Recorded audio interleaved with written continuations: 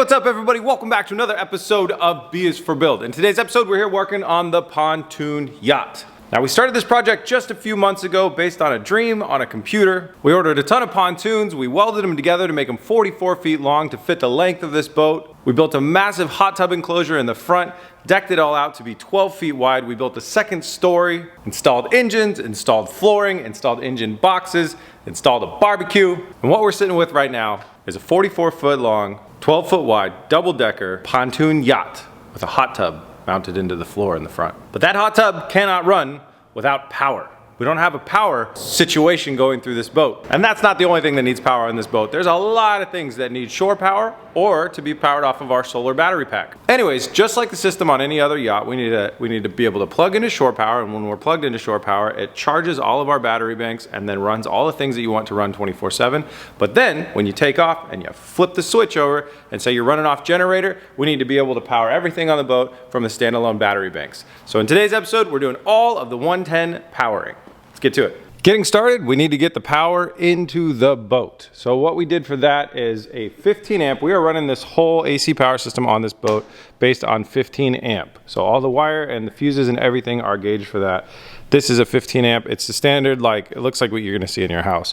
This is a 15 amp input, and you have to pick a side on a boat. You know, you got your starboard side or your port side.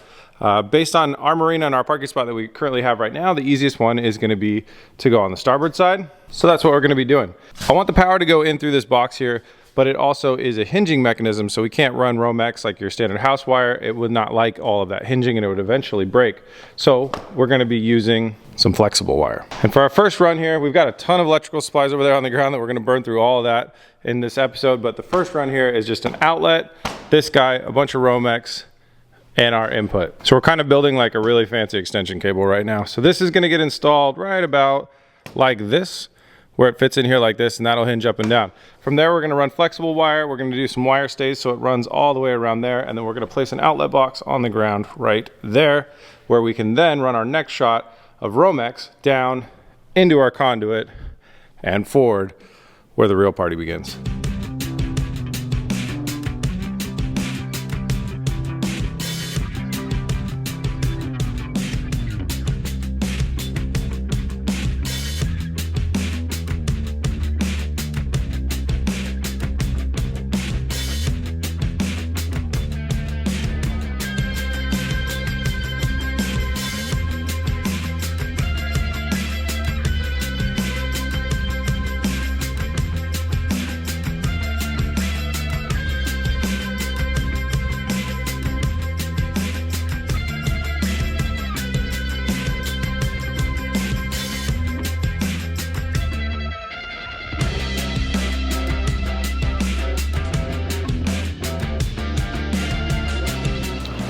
All right, well, this might just look like a mess of electrical stuff. We actually got our first thing kind of done. So this is our input port for the shore power. Boom, goes there, runs into that outlet. Now that means that that outlet is always going to have power to it whenever the shore power is plugged in.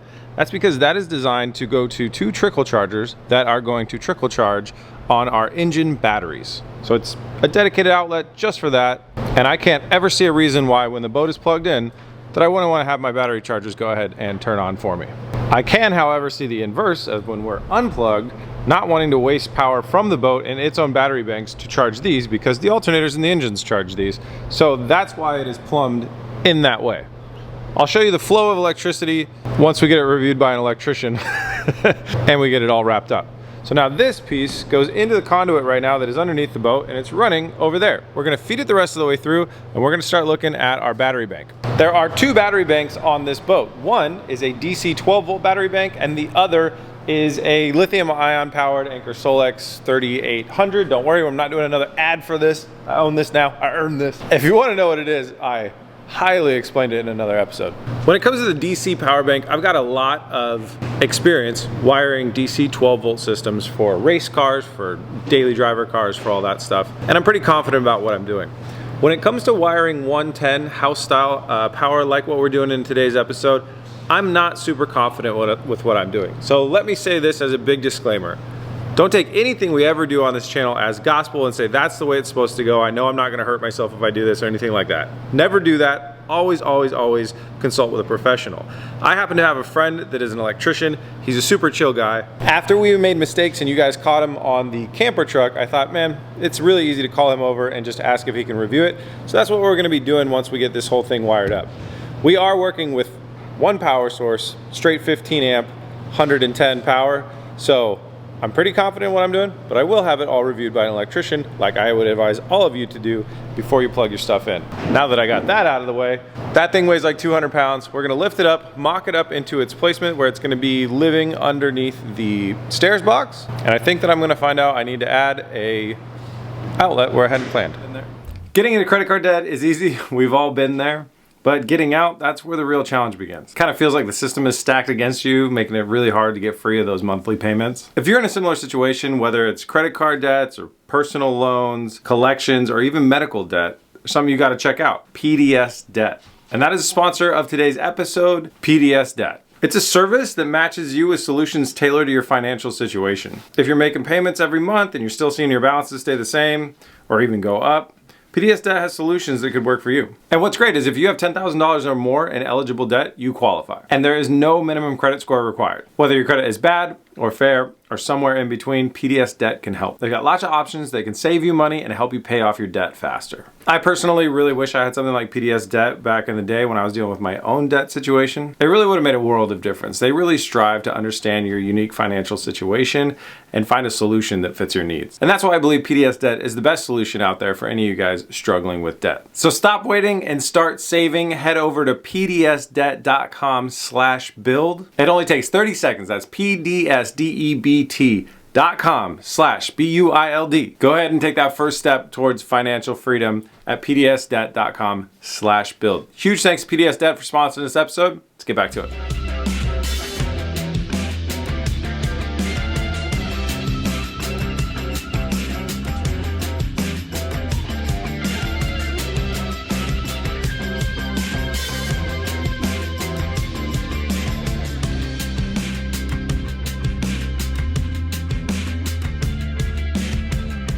Next small step of the puzzle is kind of done, but I forgot one cable. So we have the cable that runs back from where we plugged it into the box, right? Then the power is gonna run through, it runs down through the conduit, it runs up, it runs into this junction box.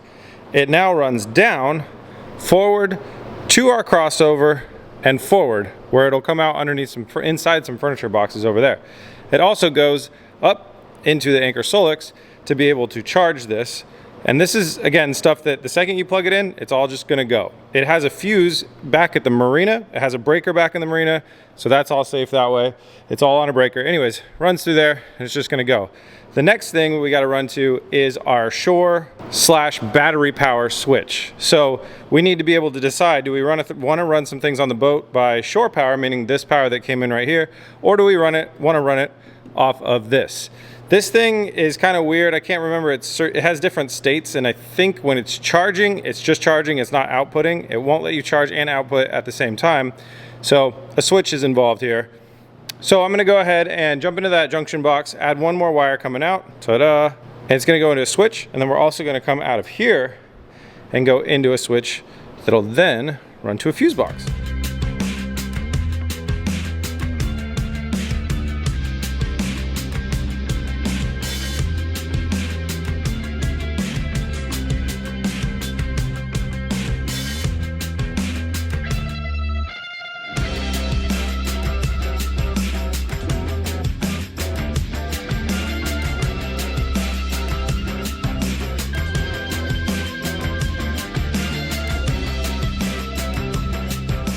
Okay, it was a small struggle, but we got our switch installed. What I should have got was a toggle, but what I bought was a switch, so I turned the switch into a toggle by teeing off some wire. It should be totally fine. Reason being is it can't backfeed, which is important. So we've got our shore power running up into that box right there. Anytime that the Anchor Solix is plugged in and that shore power is plugged in, we want this thing recharging automatically. It will do that as long as it's plugged in right here. So that's that taken care of. Now how we select to use the rest of the boat, this is basically the wire that represents the rest of the boat power. How we select to use that is with that switch right there. So you have, going into the switch is the output from the Anchor Solix. This is a 20 amp max, but we're about to run it into a 15 amp breaker, so that won't matter. And it's going out, it's going into the switch, and when you select switch 1, it then sends power through there and out into this cable, which is going to go into our breaker box. If you select switch 2, it takes the shore that's coming off of there and then just runs it right through here, totally bypassing the Anchor Solix and the whole deal. So we went online and we bought a 15 amp RV style fuse, and we'll be running that and connecting that right up to here. And then out of this goes some things. I know one of them is the hot tub. I'm not really sure what the other one is. Oh, it's the outlet that goes up here to power the television.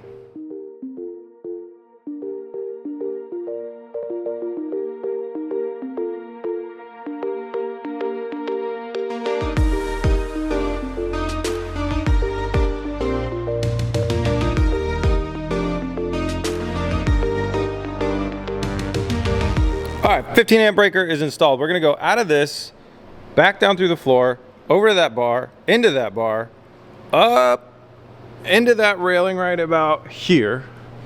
And then we're gonna follow the crease between the railing and the ceiling out to here, where we're gonna put a box. I gotta call it an early date. I've got to go to the hospital to do my cancer screen tomorrow. Fingers crossed, positive vibes. Let's hope this doesn't go badly. While I'm out there, Kyle's gonna work on that.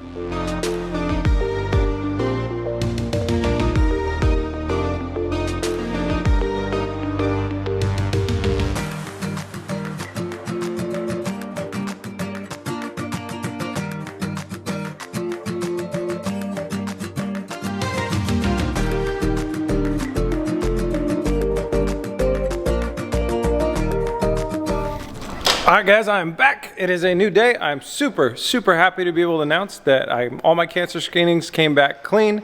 That marks 3 years of me being cancer free. I only have 2 more to go and then I'm like officially done. If any of you guys don't know, a little before 3 years ago, I had a stage 3B melanoma skin cancer on my back. I had to do surgery and treatment and everything, and I'm clearly on the mend. This is gonna be my yearly little PSA.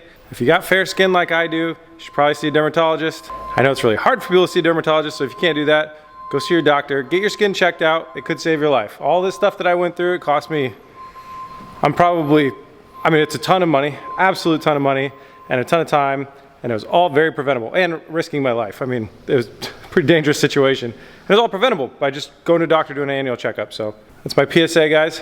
Do that if you can. Other than that, Kyle's got the wire run through the tubes. We're gonna go ahead and start installing the outlet box. I gotta double, triple check where I want this thing to go. And then we're gonna install the outlet box for the TV.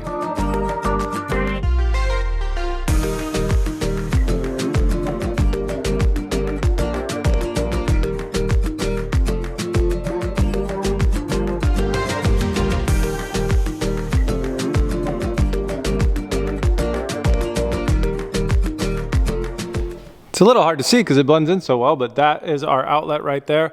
Now, a lot of this is kind of just temporarily put up here because it's going to attach to the wood flooring on the second level. We can't get the wood flooring on the second level until we get this boat on the water. So basically zip tied it up here, but I'll take the face off this box. There's screws that are already inside there. They'll screw into the floor, and then I'll cut them flush, and that'll be attached to the flooring above it. And then we'll use cable stays to make sure that that looks really nice and tidy as it runs through there. But it is actually plumbed through the system, which is good. Now, speaking of plumbing through the system, our always on power, when the shore power is plugged in, something that's always on, is our battery maintainer for the boat's battery bank that is going to be placed right up there. We're not exactly sure where. So what we've done so far is we've ran the cable from the junction box back down. It goes up to there, goes through the crossover, and it runs out. And it's now currently sticking out of the furthest forward port right here. We have one that's further back here. To figure out where we want to land, we need to see where our bench seat is for our furniture, which means we got to grab our furniture and throw it back on here. So we're going to reinstall kind of the left run of furniture, which will be a little interesting for me to see as well, because we've made some changes now to the design of the boat, where this was supposed to be completely capped off right here, and now it's open.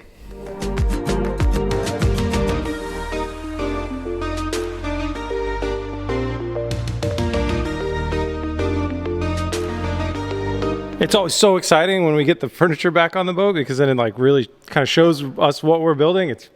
I'm so stoked. So here's the new layout. We deleted a 28 that was going right here. We deleted that, and now we have plenty of room for our fridge to open up and not hit anything. And then also for people to walk through there. So then we come through here, And then we also actually, remember we had a little dead space in front of the front console. I didn't really like that, and I didn't want to put a trash can right in front of where I was going to be driving the boat the whole time. So we replaced that dead space with space over here. By doing that, to do that, we deleted another 28 right here, which is all good. We still have lots and lots of seating on both sides, so I'm not worried about that.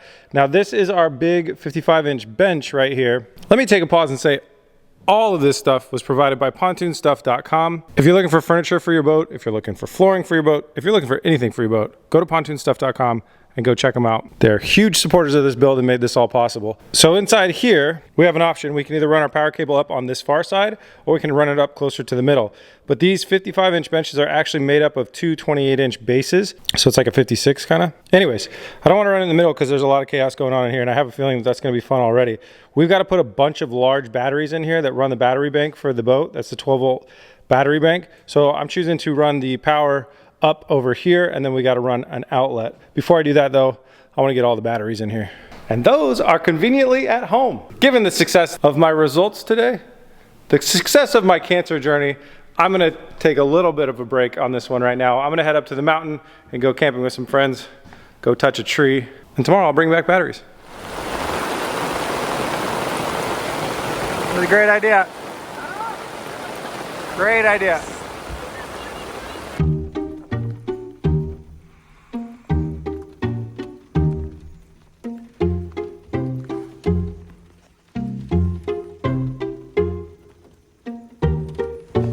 Well, camping sure proved to be a very Oregon style experience, but we're back the next day and we got batteries. Hey guys, I just want to jump in here real quick and let you know that I just posted an episode to the second channel. Our second channel is called Behind the Build. I'll put a link to it in the description. This episode is talking about all the offers we've ever had on our builds. Some of them are pretty amazing, and there's a really good story behind some of our SEMA builds and the offers that we had. So that episode is live right now. Make sure you go check it out after you're done watching this episode. Let's go ahead and get these things unboxed and start mocking up placement within our seat and see how many of these we're gonna be able to fit within this seat right here. Based on the size of those, it might not be all four.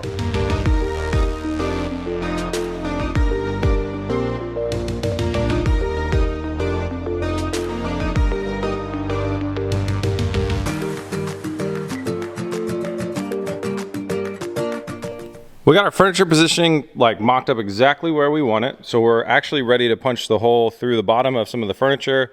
The hole through the boat is already there. And then we're planning on where we want to run our outlet. We've mocked up our battery placement, and I do want to mention that all of these batteries right here, they're insanely good batteries. They're deep cycle marine batteries. It's Optima's blue top. They're marine dual purpose. You can use them as we have two of them that are going to actually be also for our engines that start, so they can do starting stuff, but then you can also use them as a battery bank as well. So this is our 12-volt battery bank up here. And when we wire the 12-volt in the system, I'm going to talk about them a lot more, but these are a really, really good quality battery, and they have an absolute ton of power. The model number is the D31M if you're browsing for it online, but you can see right here, they have 75 amp hours. Let me do a calculation real quick on my phone. With all four of these, that equals 3.6 kilowatt hours, which is the same as basically what we have in there as well. It is a massive, massive amount of power. So on board on this boat, not counting the engine batteries, we have almost 8 kilowatt hours of power accessible to us. So it's a really, really sweet setup to be able to use as much energy as we want on this boat. And then we have our solar recharging and everything that's going to happen. But huge thanks to Optima for providing us with so many batteries that we can really, really just have a great time on this boat and not have to worry about battery power. These are also what we use in my red boat, and they've been working amazingly well. So I'm super stoked on them. I'm going to put a link in the description. Big thanks to Optima for hooking us up. And when we do the 12-volt system, we're going to wire that all in series, so it's a big, big, big 12-volt battery. Over here is our battery charger, and I don't know if that's going to live in this box or in this box, but what we're figuring out today is where the outlets go. So the outlet is actually going to land, I'm going to go ahead and land it right here, inside this guy right here. And like we said, we're going to plumb the power through right there. So what we have to do is horizontally within the boat, left to right, we got to set this guy where it goes. We know, so it's going to be like, there's an inch thick railing. So it's going to be something like right there. Actually, there's a 2-inch trim piece. So we're going to look into that. We're gonna test out some trim piece and we'll test out some, test fit some railing stuff. But this is roughly where it's gonna go. Once we know where it's gonna go, we will hole saw a hole in the bottom of this, run our PVC tube down. Whoa, almost just tripped off the boat. That would have been pretty rad. Down into that cable right there, which will run up, and then we'll install the outlet right there. And then once we have all the furniture bolted together, we'll punch a through hole to go through here where we can run our leads from our battery charger into our battery bank.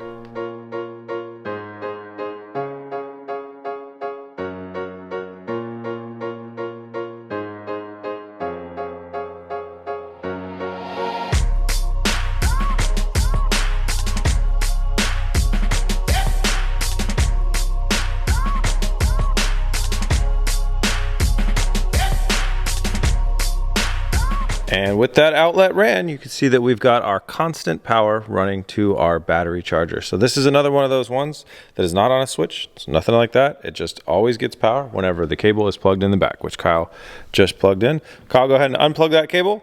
And as we unplug it, this thing, the capacitors will eventually charge down and will turn itself off. There it goes.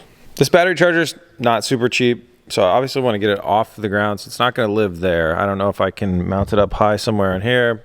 We'll figure out something, or we'll just put it on some sort of a base or something that raises it up off of the bottom in case the water gets in here. I can imagine people coming back from swimming or whatever and sitting on here and don't want to get that thing wet as much as possible. So we'll find a safe spot for it, but that'll be in the DC 12 volt side of plumbing the electrical system on this boat. So we've kind of been jumping around a little bit, and as we look back at our mess of stuff that all needs to go on a nice backer board and live inside the stair set that you can barely see over there, we're back onto our switched power. So there are three things that come out of this circuit breaker right here. Number one is the TV. So here's that wire right there.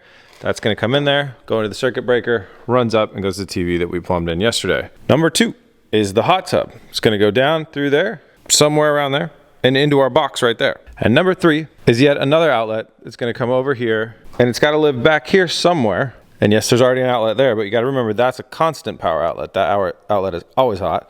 This outlet is a switched outlet, and its main use is to power our fridge. And if I choose to put an ice maker in here, it will power the ice maker as well. So last night I Amazoned us another like 50 feet of Romex. I think we should have enough cabling. The hot tub is a little bit interesting because we have waterproof outlets for that one, because I don't want to electrocute anybody while they're in a hot tub. Kyle and I are going to divide and conquer. I'm going to go run the hot tub one while he runs the one that goes to the fridge.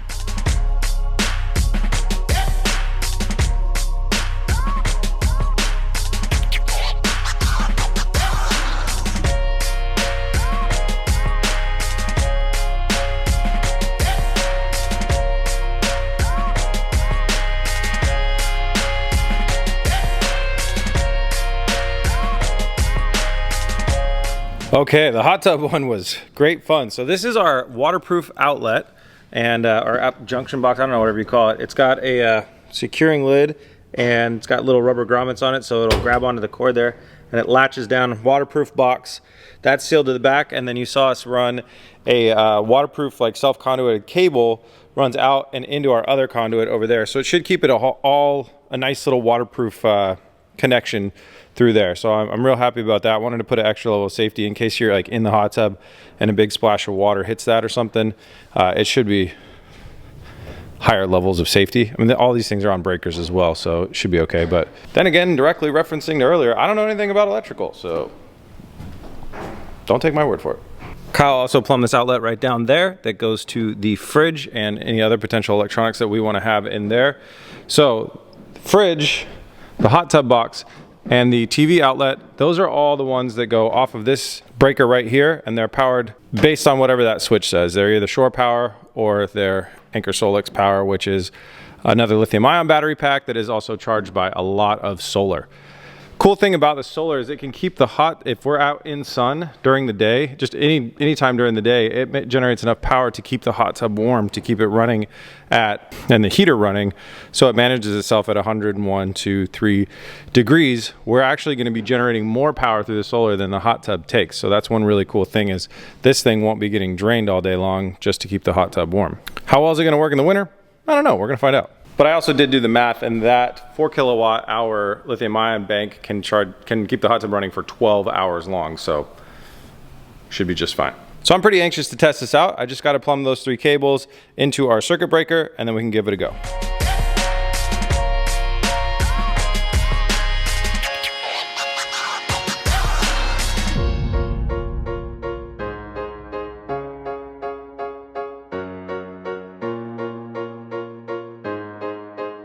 Fuse box has been installed. It's time to test stuff out. What we're looking at right now is the screen just shut off on the anchor. Okay, it is charging at 1,628 watts. And if we come over here, just like we expected to see before, battery bank charger would be charging those batteries.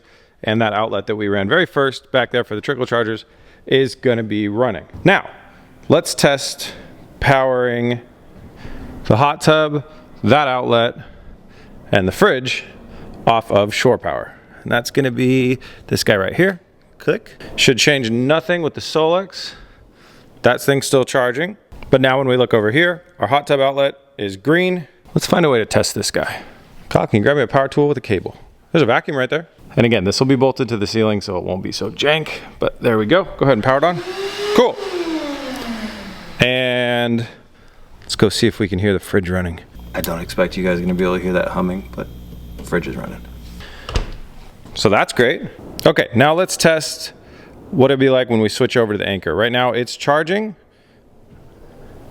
Those outlets are on. So let's see what happens if we just do an on the fly switch.